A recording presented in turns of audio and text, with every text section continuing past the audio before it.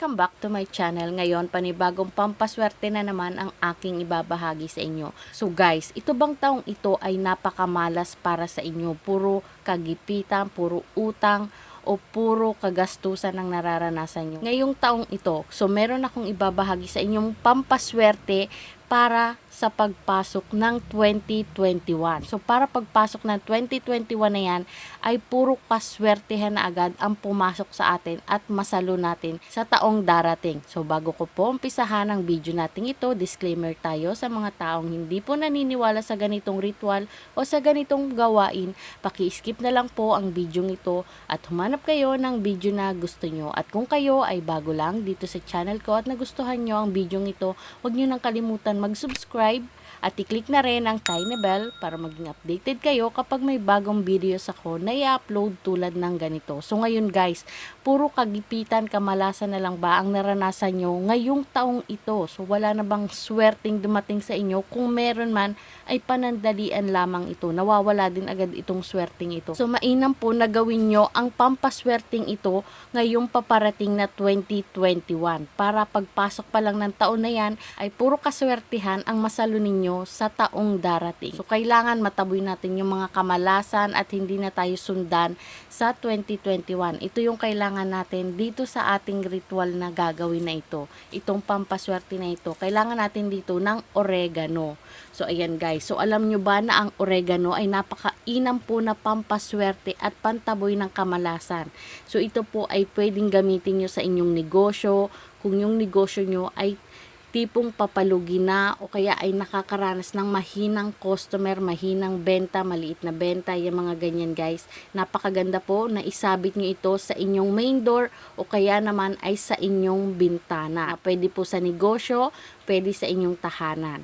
So ito po ay makakatulong magtaboy ng negativity, mga masasamang elemento, masasamang panalangin, yung mga ganyan guys, mga inggit. Ito po ay makakatulong pantaboy dyan. So maganda po na magsabit kayo nito sa inyong tahanan, sa bintana, sa pinto, o kaya naman sa inyong negosyo, sa bintana, sa pinto. So ito po ay magandang isabit nyo sa December 31. So isabit nyo ito sa inyong pintuan, bintana, para pagpasok ng 2021 ay fresh pa ito at makakahatak ito ng kaswertihan. So ganyan po. So ganito guys ang kailangan nyo, isang tangkay na nakasabit. So papatayo po ang pagsabit nito, talian nyo po dito ng kulay pula. Tapos isabit nyo siya, ayan, isabit nyo siya na nakaganyan. So dapat po may tangkay siyang ganyan, ayan. So ganyan guys ang igagawin nyo. Papatayo po ang pagsabit, hindi po papataob na ganon. Papatayo po lagi, ayan. So, meron pa tayong panabit na talagang pampaswerte din ito pagpasok ng taong 2021. So, ito pong mga panabit na ito ay isasabit nyo sa December 31 para pagpasok ng taon ay fresh pa sila. Hindi pa sila yung lantang-lanta o hindi pa sila tuyo. So, ayan guys. Ito pa yung kailangan natin sa ating negosyo, sa ating buhay, sa ating bahay, ang tanglad. So, alam naman natin na ang tanglad po ay napakabisa ding pampaswerte, panghatak ng negosyo. Hindi ka talaga mauubusan ng pera kapag ito ay ginamit mo bilang pampaswerte. So, kaya guys, kailangan meron din kayo nito sa bintana at sa pintuan ninyo. So, ayan. So, ito naman ay kailangan nakatusok sa lupa. So, pwede kayong gumamit ng maliit na paso lamang o sa baso. Basta itusok nyo lang ito sa inyong main door.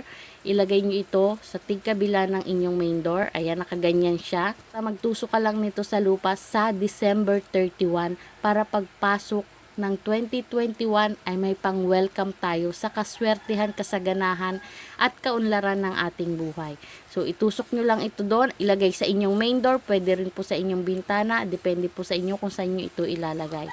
So, ito po ay dapat nakatusok sa lupa. Ayan guys, nakaganon siya sa lupa. Isa po sa bintana at dalawa naman sa pintuan. Kapag ito'y doon nyo ilalagay sa pintuan, dalawa. Kapag sa bintana, isa-isa lamang po. So, ayan guys. Ito po ay talagang subok na maswerte at talagang maghahatak ng kasaganahan ng pamilya ninyo. So, nakita nyo guys, meron pa siyang itim na langgam. So, ang itim na langgam ay napakaswerte po niyan. Talagang nilalanggam ito ng itim, nilalapitan ito ng itim na langgam. So kung meron kayong itim na langgam sa inyong tahanan, huwag niyo pong itataboy dahil ito ay nagdadala ng kaswertihan sa atin. So ayan guys, itim na langgam. So dito siya galing sa halamang ito, sa tanglad na ito. So, wag nyong itataboy kapag nakakita kayo ng itim na langgam. Kasi, swerte ang dala nito sa ating buhay. So, ayan guys. At ito pa ang isang panabit na talagang napakaganda maghatak ng maraming customer, malaking benta kapag niritwalan ninyo. So, ang dahon ng upli. So, ang dahon ng upli po ay napakaganda rin pampaswerte sa pagpasok ng 2021. Pangtaboy ng mga kamalasan, panghatak ng kaswertehan, panghatak ng malaking benta at maraming customer. So, ganito naman po ang gagawin nyo sa dahon ng upli na ito.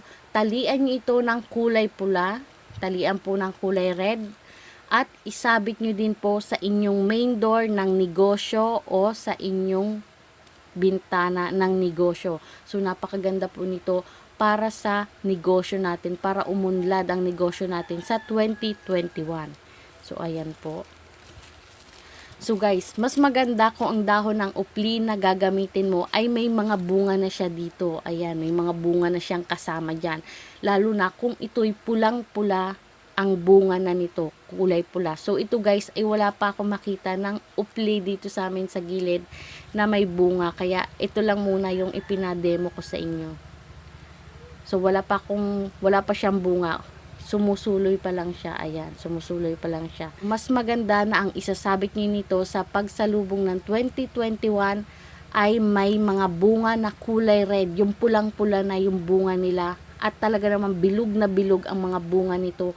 Napakaganda po nito sa inyong tahanan at sa inyong negosyo. So guys, pwede po na isabit ninyo sa bintana ng inyong tahanan at sa inyong negosyo, pintuan o kaya sa bintana ng negosyo nyo. Ganyan po ang gagawin nyo dito sa ating pampaswerteng ito. So, dapat po ito ay isasabit nyo ay December 31. Pwede po na hapon o gabi ninyo ito isabit para hindi siya malangkay pagpasok ng 2021. So, dapat po fresh pa itong mga pampaswerte o panabit natin ito pagpasok ng 2021. So, ang oregano po ay matagal yan malangkay. Ayan, matagal siya malangkay. At ito din po ay matagal din siyang malangkay. Pero itong dahon ng upli ay mabilis lamang po ito malangkay. So, kapag ito'y isinabit nyo ng umaga, malalangkay na po siya pagdating sa hapon. Pero, ito ay pwede pa rin kasi hindi pa siya tuyo. Hindi pa siya tuyong-tuyo. Pagpasok po ng 2021, January 1 po yan, ito pong mga ito ay susunugin nyo. Ipapausok nyo ito sa inyong tahanan. Palibot po sa loob ng inyong tahanan para yung halimuyak nito ay maiwan sa loob ng inyong tahanan at maghatak na ng kaswertehan at kasaganahan ng pamilya nyo. Malaking benta, malaking pasok ng pera, yung mga ganyan guys. So, ganyan po kasimple ang panabit natin ito na talagang magbibigay ng kaswertihan sa atin. So, guys, ang pagtanim nyo ng tanglad na ito ay tatalian nyo din siya ng kulay red. Ayan. Bago nyo siya ibugsok. So, isang sanga lang pwede na. Mas marami, mas maganda. Pero kung walang-wala, isang sanga lang pwede na. Tig-isang sanga sa ating main door. Ayan, tig-isang sanga lang na ganito. So, wag nyo pong tatanggalin ang dahon kapag inyong itatanim sa inyong main door. Kapag inyong ilalagay sa inyong main door, kailangan po may dahon siya. So, basta talian nyo lang ito ng kulay red. So, ayan guys. So, ganyan lang po kasimple. Itong mga panabit natin ito ay maghahatak na ng kaswertihan para sa atin, para sa buhay natin, para sa pagpasok ng 2021 ay puro kasaganahan ang ating mararanasan. Guys, kung hindi nyo ito masusunog ng January 1, pwede nyo po itong sunugin kung anong araw kayo available. Basta wag nyo lamang po itong patutuyuin. Hahayaan na matuyo doon sa pinaglagyan ninyo. Basta ito'y agad na susunugin nyo na bago pa siya matuyo. So, ganun po kasimple ang ating ritual na ito. Talagang magbibigay na ito ng kaswertehan at kasaganahan ng ating pamilya. So, guys, lagi nyo pong tandaan na ang video natin ito ay gabay lamang. Ang tanging pagdadasal pa rin po natin sa Diyos at paniniwala natin sa Kanya ang makakatulong sa atin sa mga ganitong pampaswerte na ating ginagawa. So, lahat po ng bagay, pampaswerte man yan o hindi, kailangan po samahan natin ito ng sipag at tiyaga dahil wala namang pong pampaswerte na kapag ginawa mo ngayon ay tatamad-tamad ka na lang. Hindi ka po suswertehin ng ganon. At kailangan po paniwalaan lahat ng ritual na ating gagawin para ito'y magdulot ng swerte at pagbabago sa ating buhay. So, yun lang guys. Thank you for watching. Sana may natutunan kayo sa video ito. Bye!